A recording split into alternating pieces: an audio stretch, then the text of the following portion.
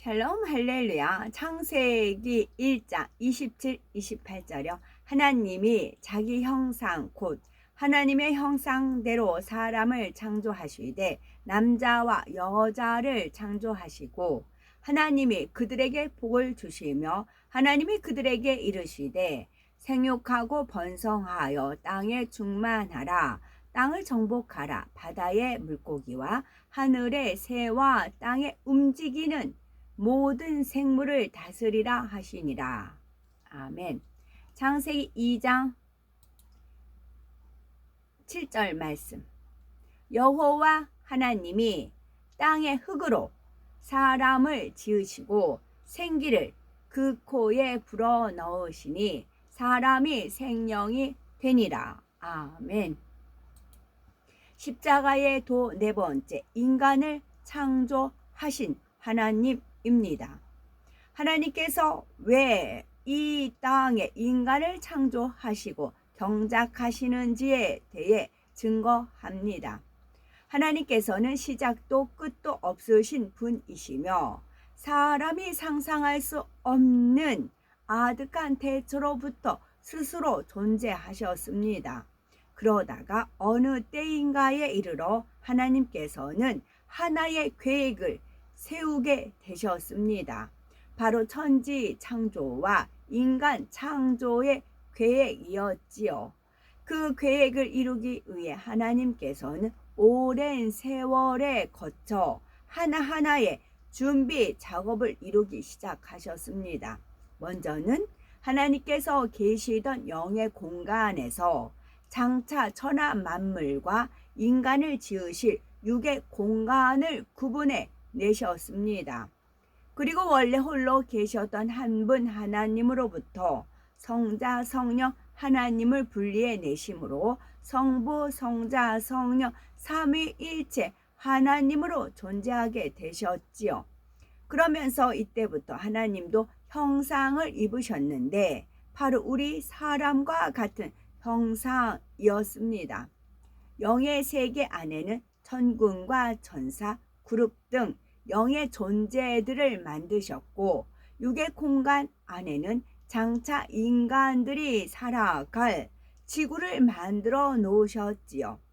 이렇게 모든 준비를 갖추신 후에 하나님께서는 6일 동안 빛과 궁창, 해와 달, 별, 그리고 각종 식물과 동물 등 천하 만물을 지으시고 마지막으로 사람을 지으셨습니다. 그렇다면 하나님께서 왜 사람을 만드셨을까요? 이 질문에 답을 할 수 있다면 사람이 왜 사는지, 어떻게 살아야 하는지에 대해서도 답을 얻게 됩니다. 진정한 인간의 가치를 알기 위해서는 하나님께서 인간을 창조하신 목적을 알아야 합니다. 자신이 태어난 목적에 맞게 사는 사람이야말로 참으로 가치 있고 의미 있는 삶인 것입니다. 목적에다가 점 하나를 붙이면 목젖이에요. 우리가 소리를 내는 이유는 목소리에서 성대를 통해서 목소리가 나는 것은 목젖이 있기 때문에 그런 거지요. 목적. 인간을 창조하신 하나님입니다. 창세기 2장 7절을 보면 여호와 하나님이 그건 이제 목적의 생명이에요. 생명이 목젖이에요.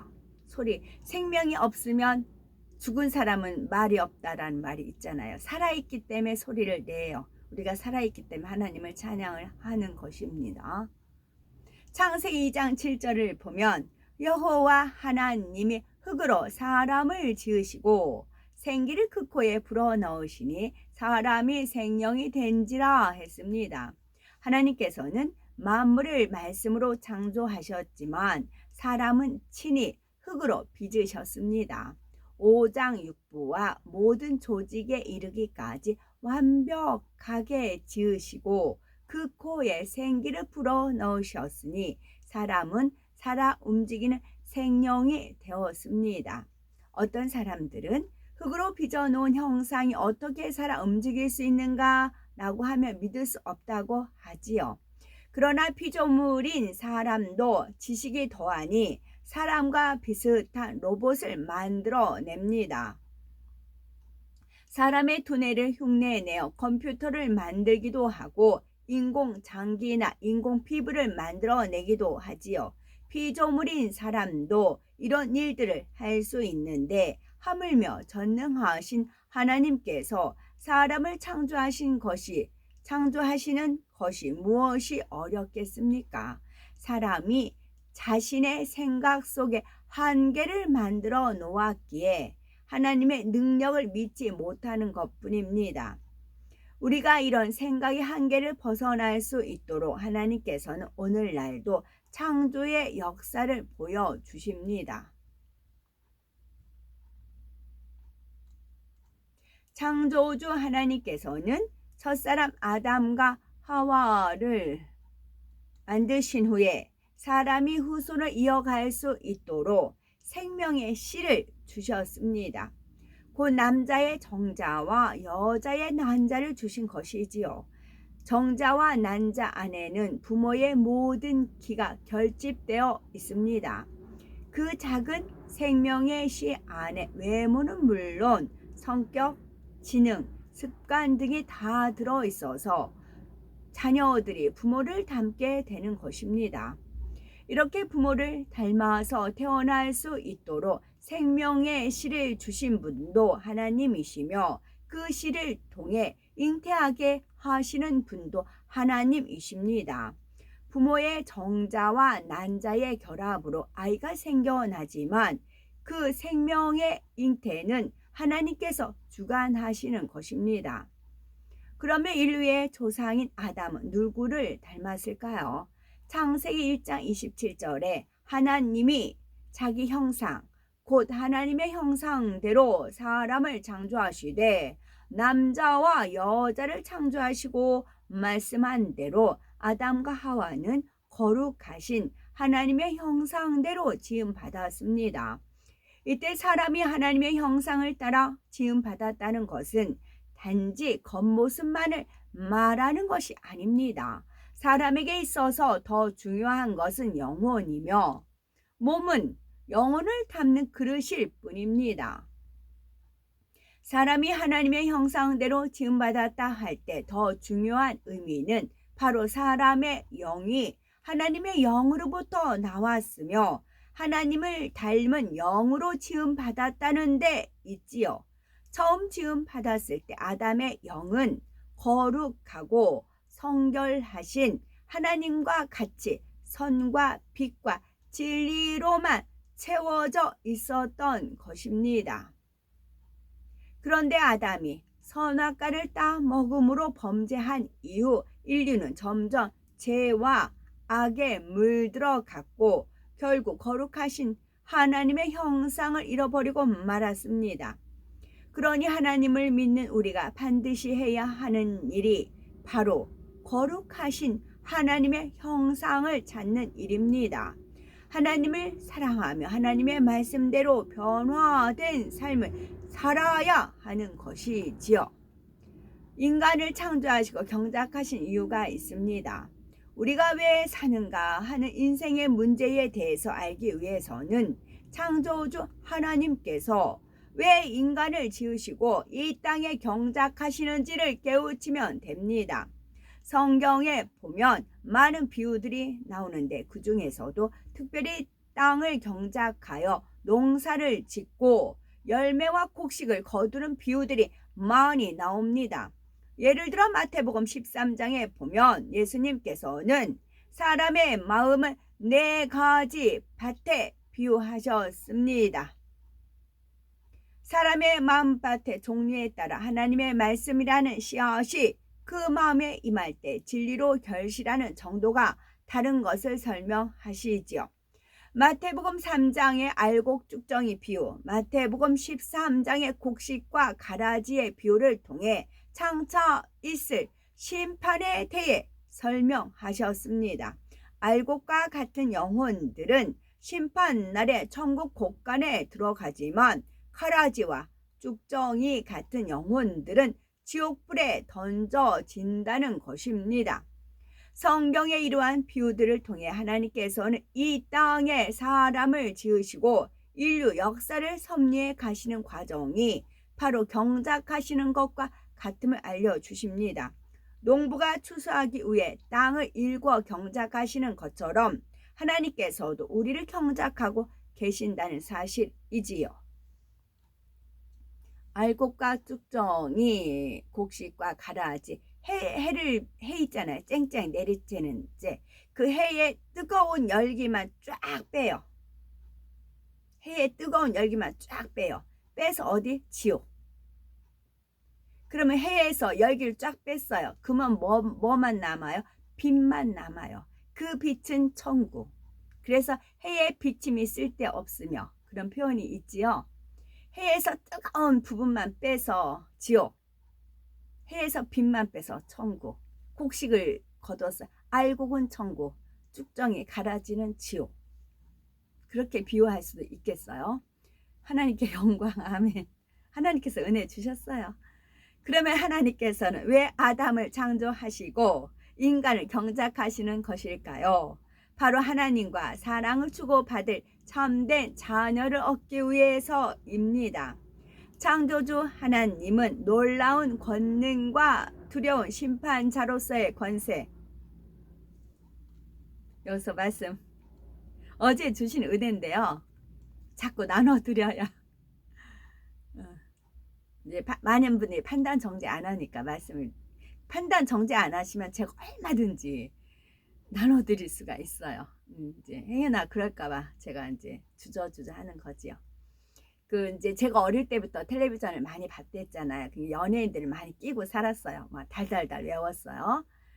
그리고 이제 영화관도 이제 그 집에서 일하는 그 언니들 쫓아서 저를 무조건 데리고 가요. 그럼 영화관에 가면 이제 영화 배우들 그 커다란 그 포스터가 있어요.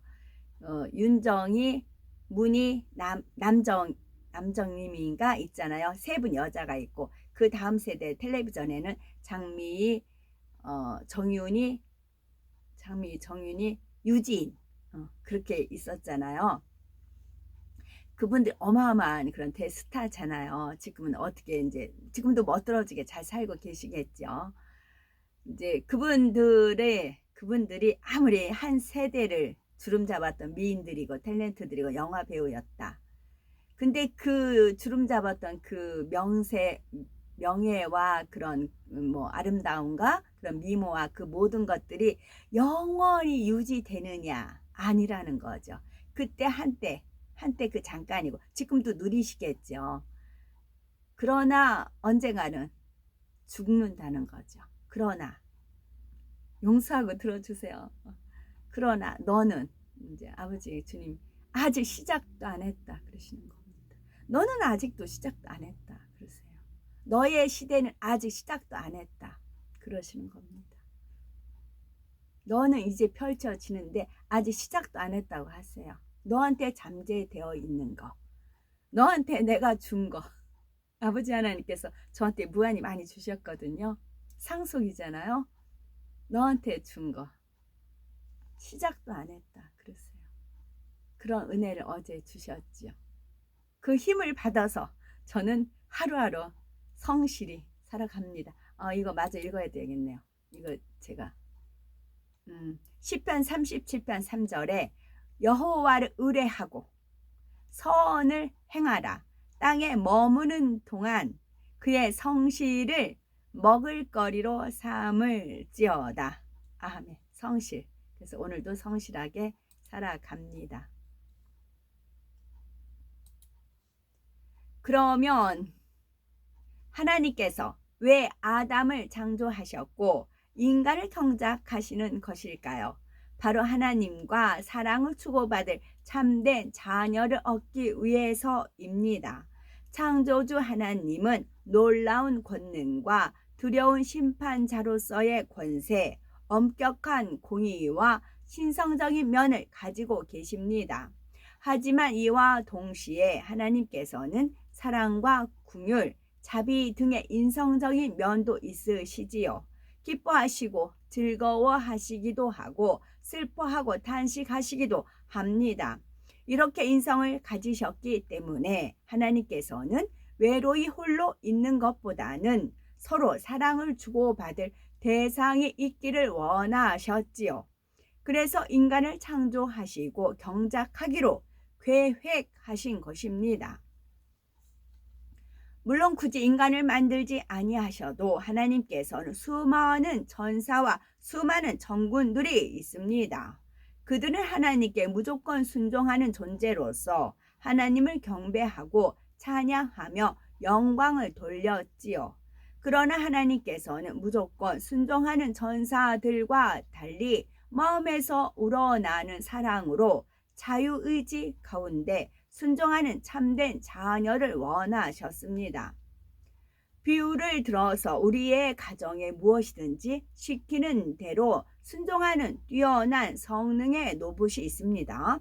그런가 하면은 때로는 말썽도 부리고 또 자라면서 점차 부모의 그런가 하면 때로 말썽도 부리지만 자라면서 점차 부모의 마음을 이해하고 헤아림으로 중심에서 부모의 은혜와 사랑에 감사하며 마음을 나눌 수 있는 자녀가 있다면 누가 더 소중하겠습니까? 아무리 순종을 잘하고 사람과 비슷한 로봇이라 해도 마음을 나눌 수 있는 친자녀에 비할 수는 없지요. 하나님께서도 이렇게 하나님을 사랑하여 스스로 순종하는 자녀, 마음을 나눌 수 있는 참된 자녀를 얻기 원하셨기에 사람을 지으신 것입니다. 그런데 농부가 최선을 다해 경작을 한다 해도 추수의 때는 알곡만 있는 것이 아니라 쭉정이가 섞여 나오기 마련입니다. 쭉정이는 먹지도 못하며 알곡과 함께 곡간에 넣으면 알곡까지도 못 먹게 되지요. 그러나 쭉정이는 거름으로 쓰거나 불에 태워 버릴 수밖에 없는 것입니다. 마찬가지로 하나님께서도 인간을 경작하신 후 최후에는 알곡과 쭉정이를 가르는 작업을 하시지요. 마태복음 3장 12절에 손에 키를 들고 자기의 타장 마당을 정하게 하사 알곡은 모아 곡간에 들이고 쭉정이는 꺼지지 않는 불에 태우시리라 했습니다. 여기서 꺼지지 않는 불이란 지옥불을 의미합니다. 하나님께서 정해 놓으신 마지막 때가 이르면 하나님께서는 인간 경작을 마감하시고 이 땅에 살았던 모든 사람들을 심판하시지요. 이때 알곡이 아닌 쭉정이가 된 사람들은 심판을 통해 지옥불에 떨어지는 것입니다. 그러면 천국에 가는 알곡과 지옥에 가는 쭉정이는 각각 어떤 사람일까요? 알곡이란 예수 그리스도를 영접하고 하나님을 사랑하며 하나님의 말씀대로 살아가는 사람들을 말합니다. 부지런히 죄악을 벗어버리고 거룩하신 하나님의 형상을 회복한 사람들이지요. 반면에 쭉정이는 하나님을 믿지 않고 예수 그리스도를 구세주로 영접하지 않은 사람들을 말합니다. 비진리와 어둠 가운데 살아가는 사람들이지요. 그런데 중요한 것은 교회에 다닌다고 해서 모두가 다 알곡은 아니라는 사실입니다. 입으로는 주를 믿는다 해도 여전히 하나님의 말씀대로 살지 않고 세상 정욕을 쫓아 죄악 가운데 사는 사람들도 알곡이 아닌 쭉정이인 것이지요. 그래서 마태복음 7장 21절에 보면 예수님께서 말씀하시기를 나더러 주여 주여 하는 자마다 천국에 다 들어갈 것이 아니요 다만 하늘에 계신 내 아버지의 뜻대로 행하는 자라야 들어가리라 하신 것입니다. 하나님은 모든 사람이 하나님의 마음을 알고 알곡이 되어 구원에 이르기를 원하십니다. 그래서 독생자 예수님께서 십자가의 죽음에 내어주셨지요. 그래서 독생자 예수님까지 십자가의 죽음에 내어주셨지요. 그럼에도 불구하고 주님을 구세주로 영접하지 않는 사람이나 여전히 죄 가운데 사는 사람들은 하나님의 형상을 따라 지음받은 사람으로서의 참된 가치를 회복할 수가 없습니다. 이런 사람들은 사람의 본분을 행치 못하니 짐승과 다를 바 없는 존재요, 쭉정이에 불과한 것입니다. 이렇게 사람의 가치성을 잃은 쭉정이를 알곡과 영혼들과 함께 천국에 들일 수는 없습니다. 세상 정욕 가운데 서로 미워하고 시기하며 욕심과 다툼과 온갖 악을 가진 사람들을 천국에 들인다면 더 이상 천국이 행복하고 아름다운 곳, 영광스러운 곳이라 말할 수가 없게 되지요. 그러면 천국에 들어오지 못한 영혼들은 그냥 소멸되어 버릴까요? 사람의 영혼은 영원 불멸한 것이기에 소멸될 수가 없습니다. 그러니 이들도 한 곳에 모아서 영원히 가두어 두어야 하는 것입니다. 그렇게 가두어 두는 장소가 바로 지옥이요, 쭉정이가 된 영혼들은 각자의 죄값에 따라 꺼지지 않는 불 가운데에서 영원한 형벌을 받게 되는 것입니다.